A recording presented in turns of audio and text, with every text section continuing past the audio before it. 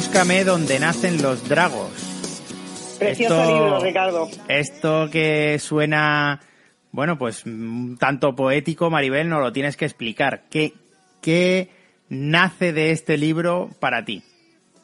Pues mira, para mí, a nivel histórico, es una de las novelas más bonitas que he leído nunca. Además fue la que me empujó, digamos, a interesarme más por la cultura de los guanches, que son los aborígenes de Tenerife.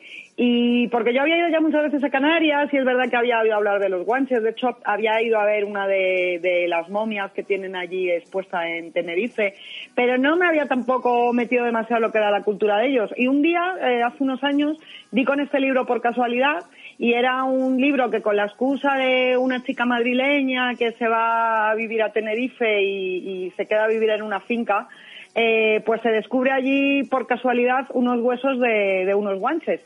Y a partir de ahí se empieza a desarrollar lo que es pues la descripción de la cultura guanche. Y me fascinó tantísimo la novela que ya a partir de ahí fue cuando empecé a investigar ya más por mi cuenta lo que habían sido los guanches en Tenerife. Y mira, precisamente pues ayer publicaba un artículo súper extenso en el blog sobre el tema de los guanches, porque me parece que es una de las culturas más desconocidas. Y sin embargo, fíjate lo cerquita que la teníamos, pero se sabe, por ejemplo, yo ponía de ejemplo en el artículo que se sabe muchísimo más de la cultura de los aztecas o de los mayas que la de los propios guanches, siendo canarios. Hay una cosa súper curiosa. Sí. Y es que documentas, o está documentado, que eran rubios de ojos azules y muy altos. Altísimos. Se dice que las mujeres tenían una altura media de 1,80 y los hombres de 1,90. Imagínate, Ricardo. Muy curioso, porque estamos hablando de hace 2000 años.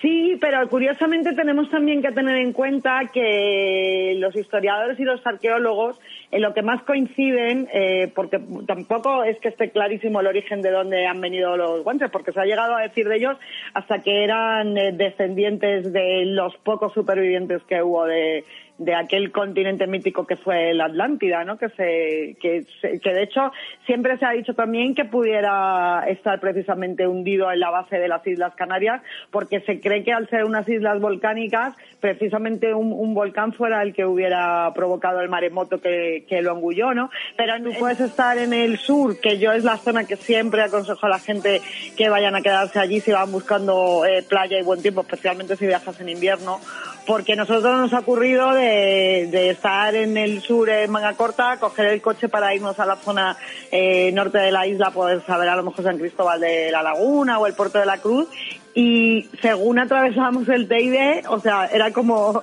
la película de 8 apellidos vascos de cuando llegan, que parece aquello Mordor.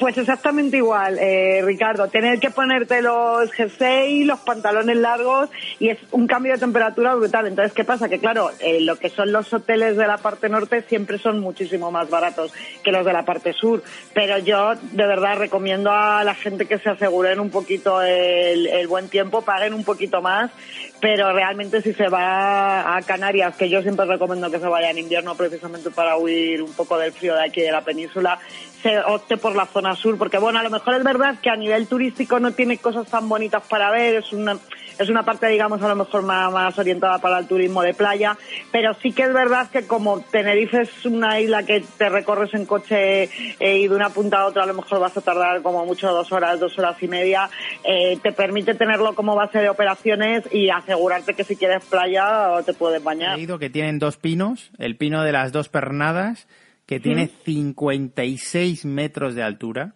Fíjate. Y el pino gordo con 45 metros de altura, que son el segundo y tercer árbol más grande de toda España, que ambos se encuentran en Vilaflor, muy cerca de la capital, de Tenerife.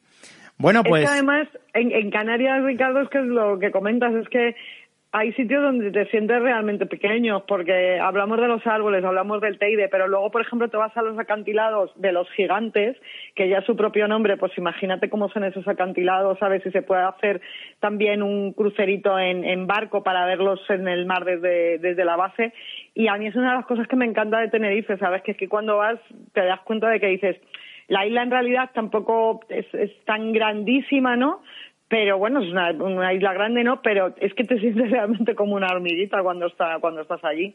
No me extraña que fuera allí donde fui concebido, Maribel, pero eso, como diría sí, o sea, que Billy Wilder, es otra historia. Ricardo, una copita. Y además hay un sitio a mí que me encanta, ya que hablamos del tema del rock and roll, que se llama el Harley's American Bar, que es un bar súper chulo en plan rockabilly, que además tiene un Cadillac en la puerta, y por la noche suele haber conciertos de grupos tributo. Nosotros hemos ido ahí alguna vez a tomar algo. Y como recomendación dentro de la isla, que Tenerife, bueno, pues quizá a lo mejor, ahora con el tema de que hay mucho más extranjeros, pues a lo mejor se han abierto más pubs de rock, pero a lo mejor no tenía un circuito pues tan grande como pudiera ser Madrid o Barcelona, ¿no? Pues yo creo que es una buena recomendación.